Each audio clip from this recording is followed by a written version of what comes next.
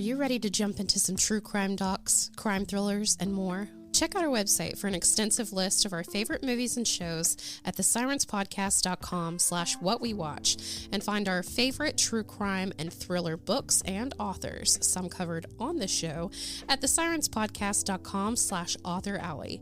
You can even find special deals for Amazon Music, Audible, Discovery Plus, Paramount Plus, Showtime, and even Grubhub. If you're looking to jump in immediately, check out our pinned Facebook post for some streaming service free trials on us.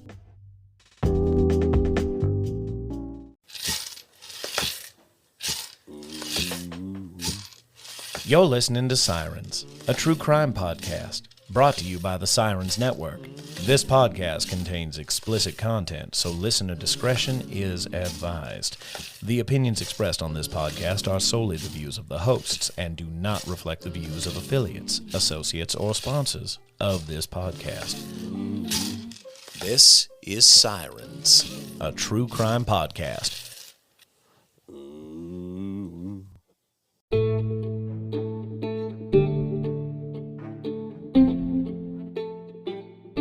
So now we're moving from 1886 to 1909. This is let's see, 1886, 1909, so that is a good almost 20 years. Okay, so for 25 or 45. Yeah. Okay.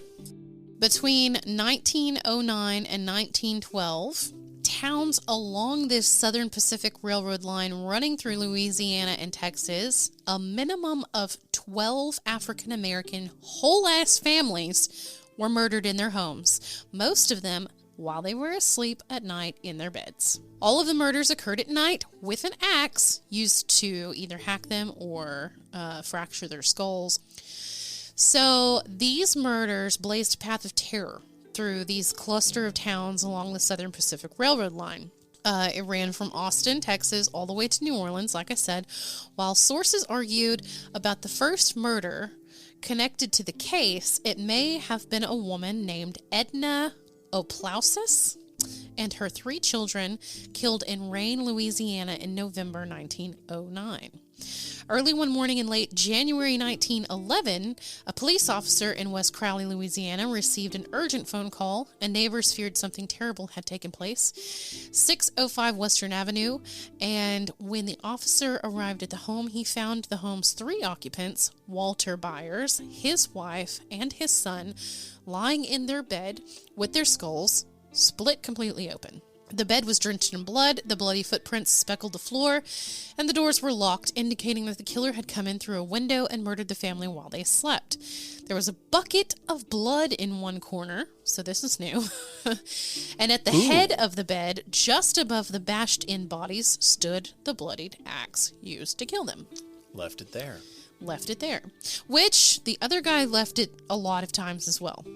So the local newspaper called it, quote, the most brutal murder in the history of this section, end quote. But it was just one of the axe slayings that would terrify parts of Louisiana and Texas in the early 1910s. The police were somewhat used to crime happening in their largely poor part of town, but the brutality of the murders, quote, brand with an axe, end quote, as one source put it, surprised them. I wonder if that's where that phrase originated.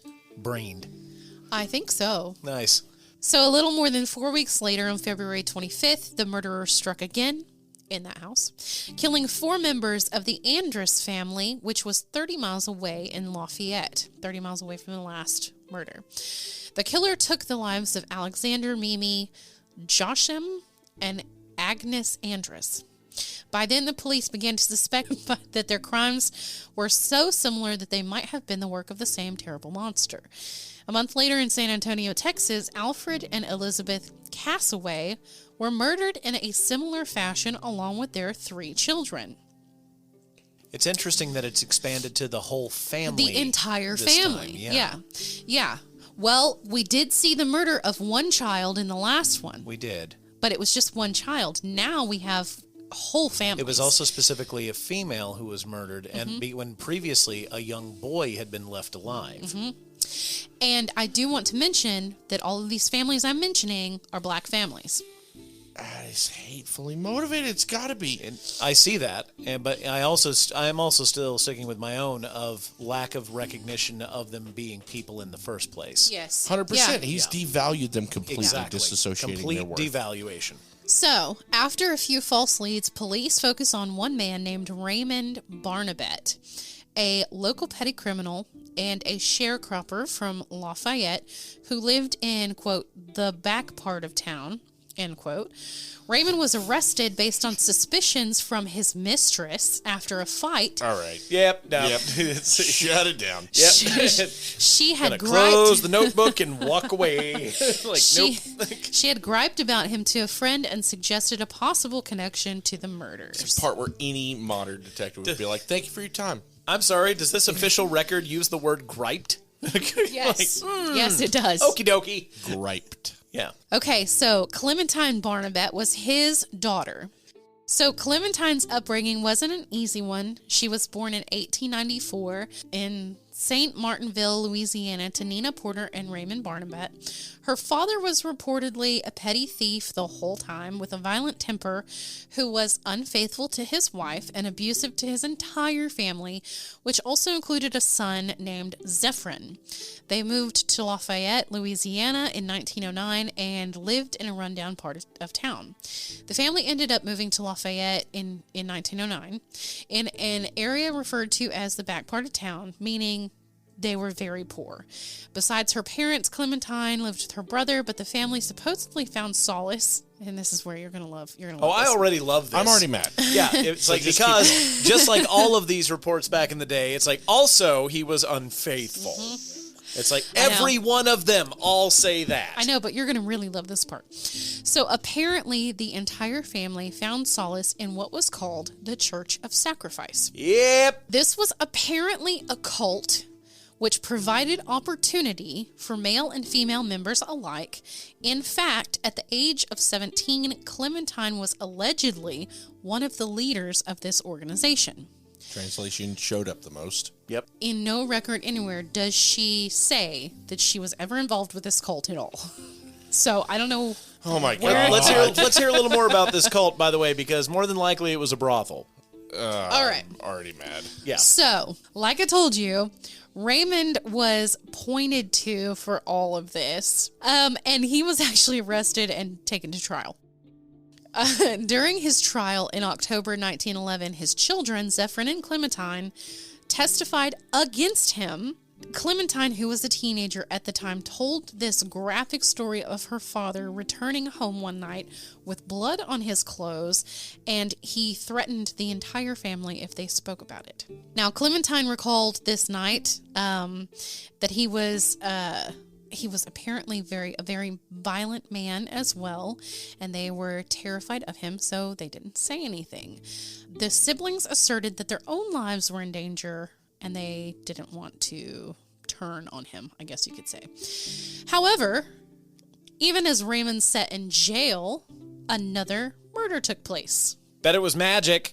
It was voodoo. He voodooed right out of that alibi. Yep. I hate white people so goddamn much. Yep.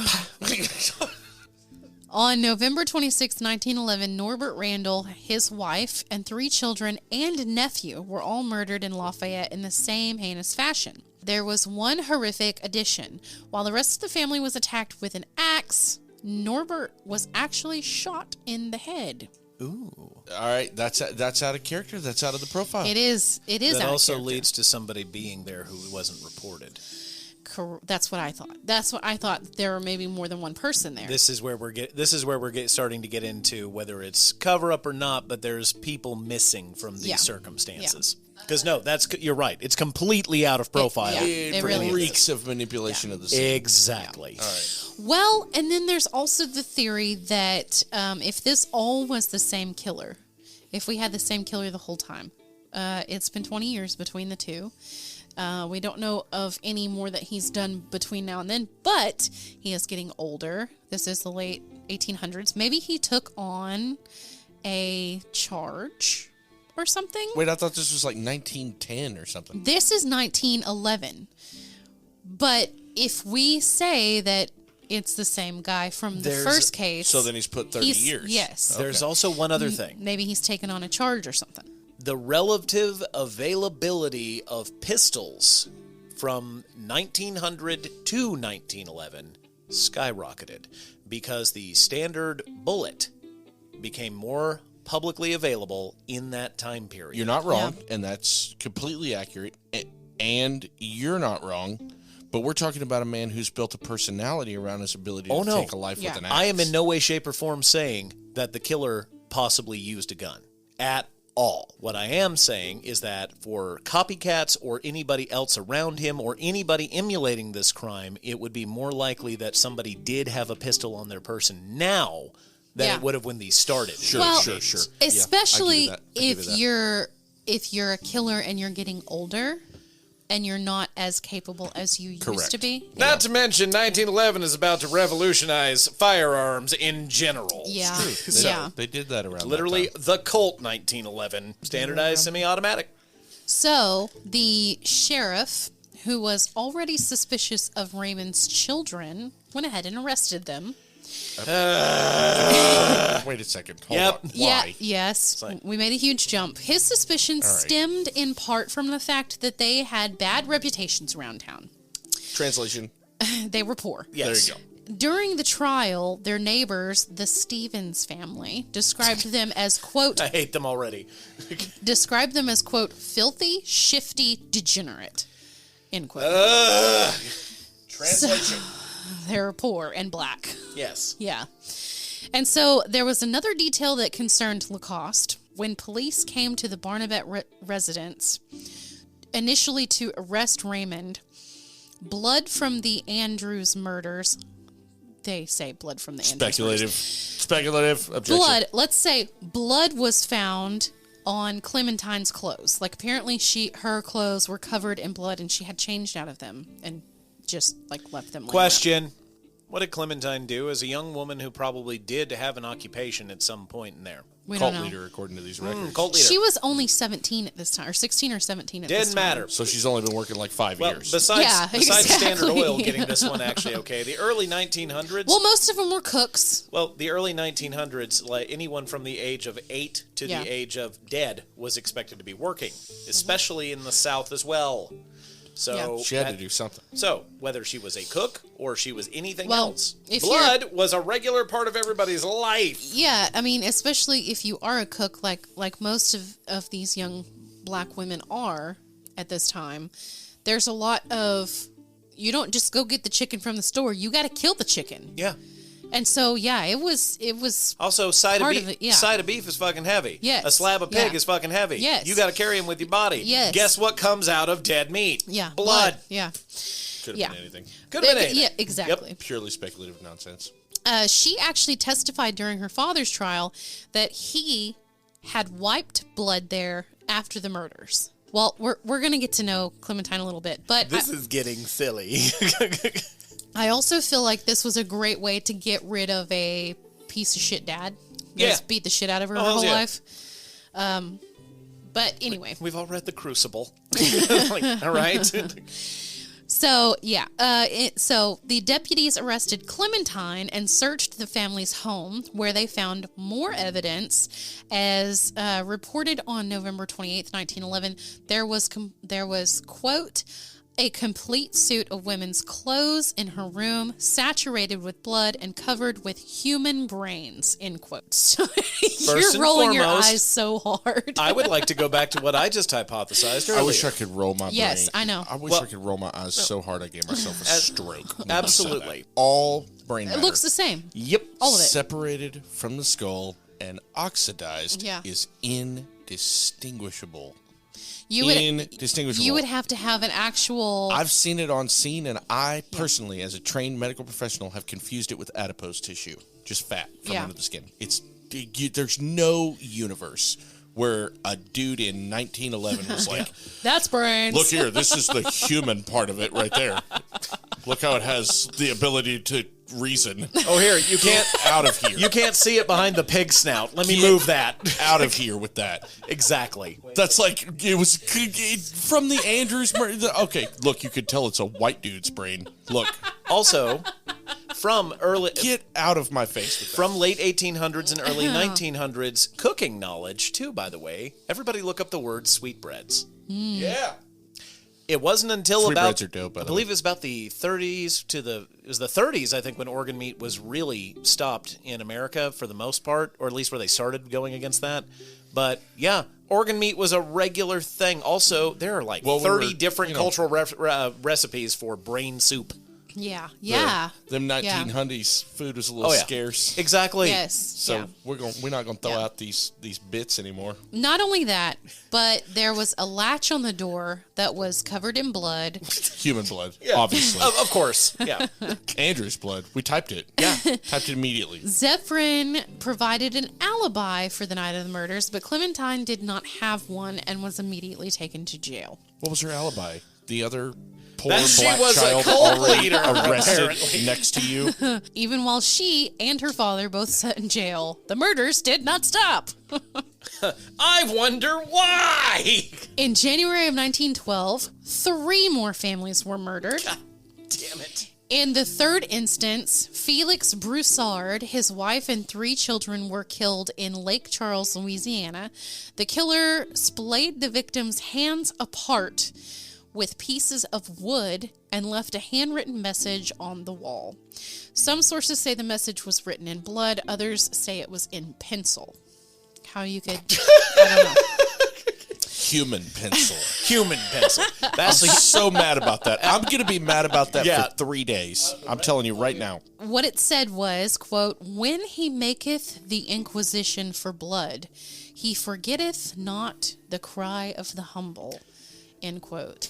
Which is apparently a version of Psalms 9:12 in the King James Bible. Let's find the fuck out, shall we? Psalms 9:12, King James Producer Bible. cannot confirm. Producer. Yes, it is that exact verse and exactly the quote that you said. Is that King James? Yes. Yep. So, verified. The message was signed the Human 5. Well, that sounds fucking bananas. That sounds like some shit a white dude would make up. The number in the signature led police to think that a band of murderers was at work, and that it lent this nickname picked up by the press, the Human 5 Gang. Newspapers obviously had a field day with it, and they fell into the idea that the murders were connected to some voodoo ritual. And the El Paso Gazette published a story on the Broussard murders. You know that thing out of your book? Yeah, clearly that's voodoo. Titled, quote, "Voodoo's Horrors Break Out Again," end quote. The story suggested the crimes were connected to human sacrifice that took place as part of a voodoo ritual and emphasized the idea of the number 5 as somehow having ritualistic relevance. Was it 5 people that were doing this? Was it 5 people that they were killing? It's someone who thought they were being clever hiding a pentagram in something. That's all it was. Absolutely was not. It was someone who did not want the police looking for one dude. Exactly. Yeah, I know. Okay. Because he's just smarter than them. Which apparently, or it was God, I can't believe I'm about to say this. Come on. Was not that hard to accomplish. No, it wasn't. Nope, not back then. So I'm looking at a website called Acadiana. Anyway, so the image that I'm looking at on this, you said that the fingers of the victims were splayed out with wood. Yeah. Okay, so there's an image that I'm looking at on this website that is going. It has actually a whole whole article on this particular case, and this is one of the images tied to it. It is of a drawing of a hand that all the fingers are splayed out. There's something that is below. It's a description of the picture that just says how the dead fingers of the baby victims are spread apart with pieces of wood after they are sacrificed with an exclamation point. That's There's that fine. sensationalized media you were Yeah, asking about. exactly. So the El Paso Gazette said, quote, 2 months ago, 6 members of the Wexford family perished at the hands of the fanatics, but one was an infant that had been born only the day before the tragedy, and in all probably had not been taken into consideration when the plans for the human sacrifice were consummated, end quote. But Purple prose. we can agree that has absolutely no archaic or supernatural significance whatsoever. That was made up. Yeah, 100%. absolutely. For sure. But what we are noticing, factively, is he's still positioning body. Yes, Exactly. yes, he Same is. thing. It's the same dude. That's what I was getting ready to bring up, because once again, the previous parts of the case that we don't know, like how were they posed? Yeah. How many times were they We hit? don't know that. Where yeah. were they hit? We don't know that. Exactly. And the media has jumped on this voodoo train so hard that they even miscommunicate that these people are targeting families with 5 people in them. However, that wasn't true at all. Yeah. Like, there were several families that only had 4 that were killed, or that had 6 that were killed. So that wasn't true. They were just sensationalizing this and just running with it. Yeah. Well, you got to understand also, the fastest forms of communication around 1911 were the telegraph was just getting put into places.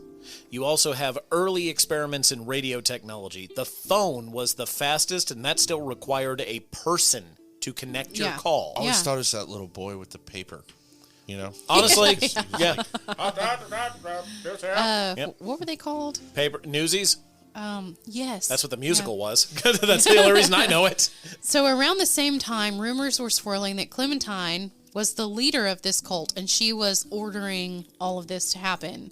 That's how it could happen while she was still in prison. To anyone listening in to this, jail. I am so sorry for laughing at this. My laughter has nothing to do, and is not from a cynical place. It's from a place of pure frustration. Of absurdity. Of and absolute absurdity. Yes. So she was the leader of this cult called the Church of Sacrifice. Was she, though? It was supposedly led by one Reverend King Harris, which was actually a Pentecostal revival preacher with a small congregation connected to the Christ Sanctified Holy Church, and people were mistaking those two things. Awkwardly enough, that's one of the most potentially believable parts of this in the first place, because That it was a reverend? No, that it was Pentecostal. Southern Pentecostal in the early 1900s this is where the stories of snake walking and doing very strange things came from. And a lot of the times, though, certain newspapers didn't know how to recognize, or didn't want to, that this was technically a Christian group. Yeah. And they would misapply things from Pentecostals to voodoo. Also, I'm just going to point out Penta. I know. So we're talking about the ones in the small churches where you see them like praying and like their eyes are rolled back and they've got the snakes on them and Speaking they're in healing tongues. people and yeah. Eventually, on April 5th, 1912, Clementine made a full confession, admitting to 17 murders. Okay, how long was that? How long was she in custody there before she made a confession? November 1911 to April 1912. That's how long she was in. Yeah. That's 6 months incarceration. Beaten every day. Exactly. But also, there are claims that Clementine was also a pathological liar. Wow. Because you didn't say what I wanted you to.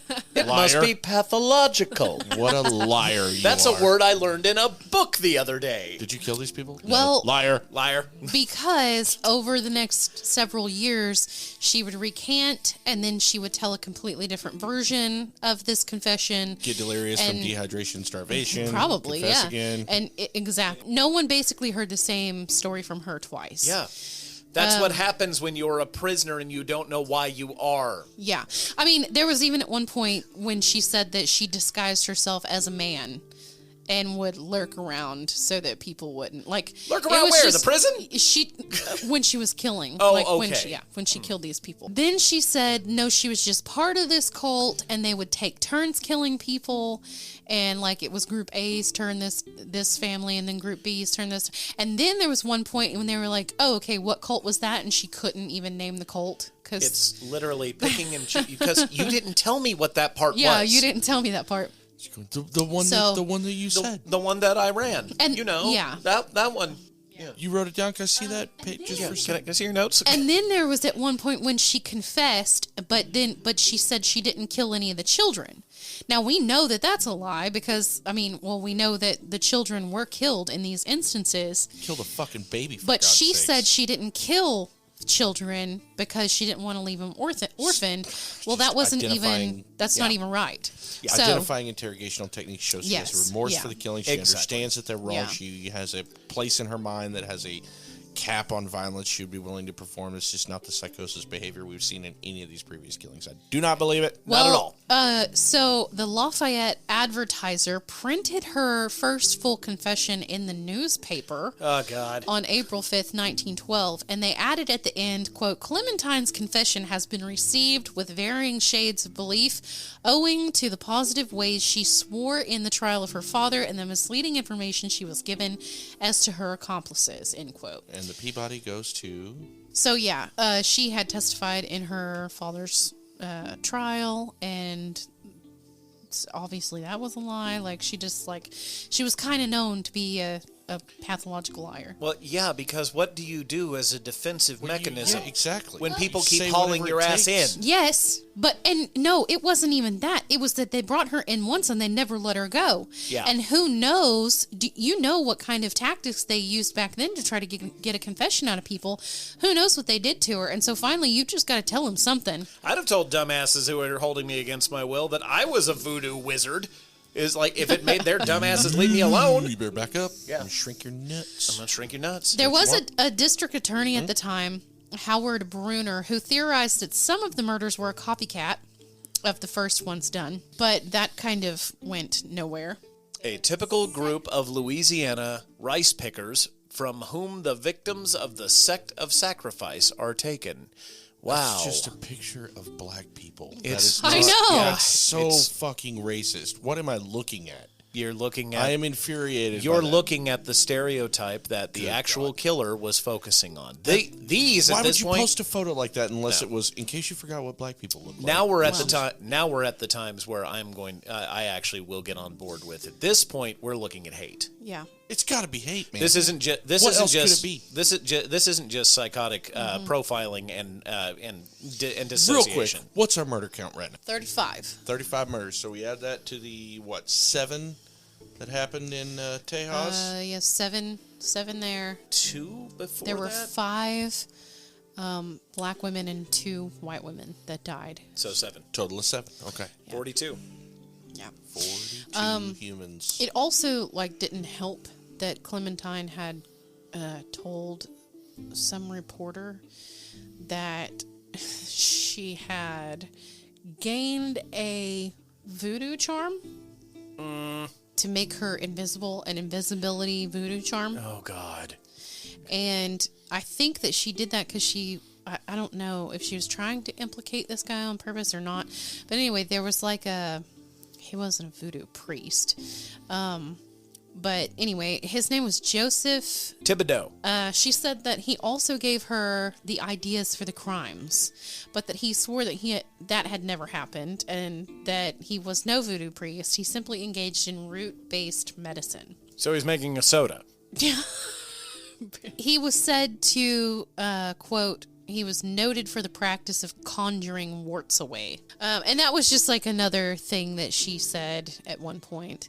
So, despite investigators' suspicions regarding Clementine's confessions, the stories about her continued to circulate. Bruner officially filed charges against her on April 14th, 1912. She did sit in jail until that time. While she sat in jail, she confessed to the 35 murders, but kept retelling the story over and over, different every time. You never knew, but they charged her anyway. Literally all they had was the bloody clothes and her confession, and her confession kept changing. So what happened after that? Because I have a sneaking suspicion there were 9 more murders. Well, her defense attorney claimed that she was insane, but she was found sane and stood trial. She was actually sentenced to life at the Louisiana Penitentiary at the age of 19, but they only convicted her for one of the murders. I don't know why they didn't lump in the rest of them. I guess, I don't know, but it was for the Andis murder. I know why. Because then that's where the actual technicalities of the law come in, and they couldn't find any of them, so they just made one fit. So, she actually attempted to escape jail on July 31st, 1913, but she was caught the same day. This was her only attempt to escape. Despite her escape attempt, she was considered a model prisoner the entire time she was there. She only served 10 years, according to one brief report about the prison. She received a, quote, procedure that was said to have restored her to normal condition. Oh, God. And she was released from prison. Her whereabouts after that, what happened after that, what year was that unknown. again? Hold on, producer. This was 1913. And 1913. Fire away. Botany. Possibly, yes. But the crazy part about this is that her defense attorney claimed she was insane. But they deemed her sane enough to stand trial. So what but the then procedure did they do? But then they do a mental procedure on her that you would really only do on someone who was deemed insane. So I don't know what's going on there. Something fucking horrible. Yeah. That's what happened. Yeah. It depends on what they either needed to get away with. They could just say that a procedure was done, or they did a procedure because those were handed out like breath mints. I don't know what happened to her, where she lived after that. She just kind of disappeared off the face of the planet after that. Quick thing, electroshock therapy wasn't in regular practice until 1937. There you go. Okay. So they just Lobotomy. That was a beat the little shit out of her. or they beat the shit out of her. Yeah, either way. These atrocities are made possible in part by viewers like you. There were no more murders after that. There were 3 murders while she was in prison. Oh, gee. But that last human 5 thing, that was it. Well, when you say electroshock therapy, what everyone thinks of is in the movies when they take the 2 electrodes and they touch them to your dome. There were loads of different Yeah. versions Yeah. of it. Okay, so the most common form of that is going to be electroconvulsive therapy. Yep. I'll let you Google just how recently they stopped doing this. Cause Yeah. it's Traumatizing. 1989. Well, here's the thing. What they would do with that, and God, it's so barbaric to even think of now, but the objective was to initiate a seizure. Yep. That's what it's for. Why? That's what they do with it. They would to manage mental disorders, to create a state of complacency. You're not and managing a lucidity. mental disorder if you're seizing the body. The Well, published here's the theory thing. was to hit the reset button. So when a seizure happens, you suffer any number of deficits, but the most common of which are going to be hypoxia. It's going to be acidic buildup in the muscles and tissues. It's going to be all kinds of stuff that causes what we call a postictal state. After you have a seizure, you enter this lucid trance because you're exhausted. Every single muscle in your body has just been hyperactivated for several minutes and then stopped on a button. In that state, you will agree to anything. And so what they weren't trying to get the seizure. The seizure wasn't, I mean, it's what they wanted. But what they really wanted was that postictal state. That state where you're altered, where you can't think straight, where you can't make decisions. And they would go, hey, you're not crazy anymore. And you'd go, okay, sounds good. And then they'd do that until you said it every time you were awake. Yeah.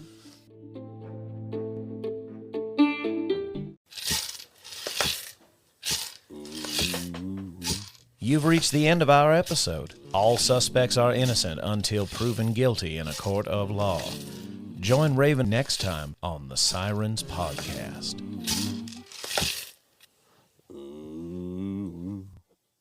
Do we have an outro? That's our outro, isn't it?